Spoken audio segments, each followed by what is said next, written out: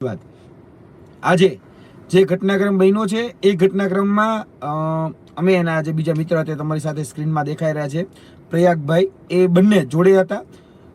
જે રીતે વાત હતી કે ભાઈ વિદ્યાર્થી પ્રતિનિધિત્વ મંડળ જે છે એ કમલ દયાણી વર્તમાન ભરતી બોર્ડના અધ્યક્ષ છે, ગુણ સેવાના, અને સામે સાથે સાથે સામાન્ય વહીવટ વિભાગના પણ અધ્યક્ષ છે. એને અમે રૂબરૂ મળવાના જવાના છીએ. આ વાત એમના સુધી પણ પહોંચી હતી. સામાજિક આગેવાનો જે હતા એ સામાજિક આગેવાનો પણ ત્યાં ઉપસ્થિત હતા, પરંતુ ન તો કોઈ સામાજિક આગેવાનોને જવા દીધા કે ન અમને જવા દીધા. આ નરી વાસ્તવિકતા છે. આગળ સીસી બાબતે પ્રયાગભાઈ વાત કરે, બાકી જે આજ ફોરેસ્ટના ઉમેદવારો છે ફોરેસ્ટના ઉમેદવારો વિશે પણ મારે વાત કરવી છે. અત્યારે વર્તમાનમાં જે સીસીનો મુદ્દો જે ચાલી રહ્યો છે, જે બાબતો અત્યારે લડાઈ રહી છે, અમારી વાત અમે અહીંયા સુધી નથી પહોંચી શક્યા, પણ અમારી વાત અહીંયા સુધી પહોંચી ગઈ છે.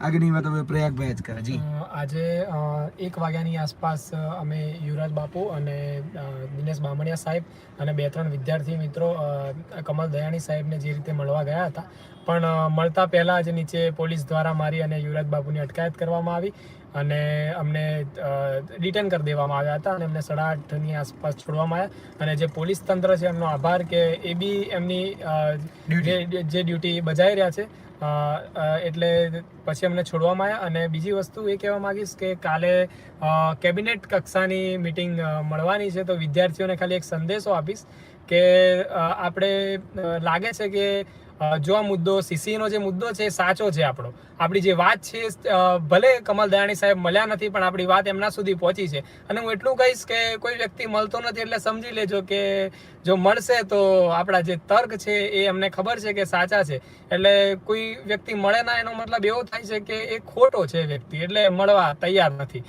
એટલે મને લાગે છે કે કાલે કેબિનેટ કક્ષાની જે મિટિંગ મળવાની છે તો આપણો મુદ્દો ત્યાં સુધી પહોંચે એટલે આપણે મોટી સંખ્યામાં ભેગા થઈને ત્યાં સુધી જઈએ તો કંઈક થાય એવું છે. એટલે સમજી જજો કે આપણો જે મુદ્દો છે એ સાચો છે. અને એ લોકોએ નોટિફિકેશનમાં આજે બહુ રિસર્ચ કર્યું તો ખબર પડી કે નોટિફિકેશનમાં 2 જગ્યાએ એવું લખ્યું છે કે કેટેગરી વાઇઝ 7 ગણા ઉમેદવારો સમાવવામાં આવશે. તો પછી જો કેટેગરી વાઇઝ 7 ગણા ઉમેદવારો ના સમાવવામાં આવે તો જે જીપીએસસી કરે છે અત્યાર સુધીમાં એના તમામ રિઝલ્ટ બી રિવાઇઝ થવા જોઈએ. જો હવે આવતીકાલે ફરીથી એક અપડેટ લઈને આવે છે કે રિઝલ્ટ રિવાઇઝ થઈ રહ્યું છે. કઈ રીતે થઈ રહ્યું છે એ વિથ પ્રૂફ પણ અમે કાલે આપવાનો પૂરેપૂરો પ્રયત્ન કરીએ છીએ. બધું સમૂહ સૂત્ર રહ્યું તો સાંજ સુધીમાં તમને એક લેટેસ્ટ વિડીયો એ બધી જ બાબતોનો મળી જશે. જે રીતે ભાઈશ્રીએ વાત કરી તો હું એક વાત ઉમેરું છું.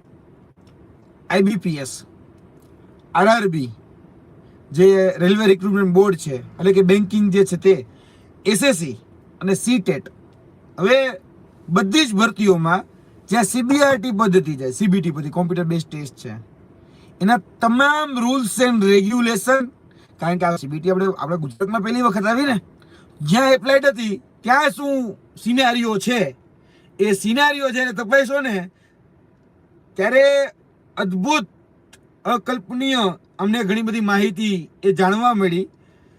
આના માટે અમને જે મદદ કરનાર, જે સેન્ટ્રલની એક્ઝામ આપનાર અને ખાસ કરીને જે સેન્ટ્રલની એક્ઝામ માટે હંમેશા વિદ્યાર્થીઓને મોટિવેટ કરનાર જે લોકો છે એના પાસેથી ઘણી બધી માહિતી મળી છે કે ભાઈ કેટલા ગણા ઉમેદવાર બોલાવાય, કઈ રીતે બોલાવાય છે, બધી જ પ્રક્રિયાઓ કઈ રીતે પ્રકારની હોય છે. તો એમાં પણ હવે અમે ઘણું બધું ક્રિસ્ટલ ક્લિયર થઈ ગયા છીએ કે આ ભરતીમાં જે ગોટાળા થયા છે, શા માટે ભાઈ રો માર્ક નથી આપવામાં આવતા, બીજી બધી પરીક્ષાઓમાં આપે છે, શા માટે શિફ્ટ વાઇઝ રિઝલ્ટ નો આપ્યું, આપી શકતા હતા, શા માટે નો આપ્યું, કોણ કોણ આપે છે, કઈ કઈ રીતે કેલ્ક્યુલેશન થાય છે, બધાની જે નોર્મલાઇઝેશન મેથડ છે એમાં અને આમાં શું ત્રુટિ રહી ગઈ કે જેને કારણે ગ્રેસિંગ 35 અને ફોરેસ્ટ એ 54 શા માટે થયું, એ બધું જ આજે અમને જાણવા મળ્યું છે.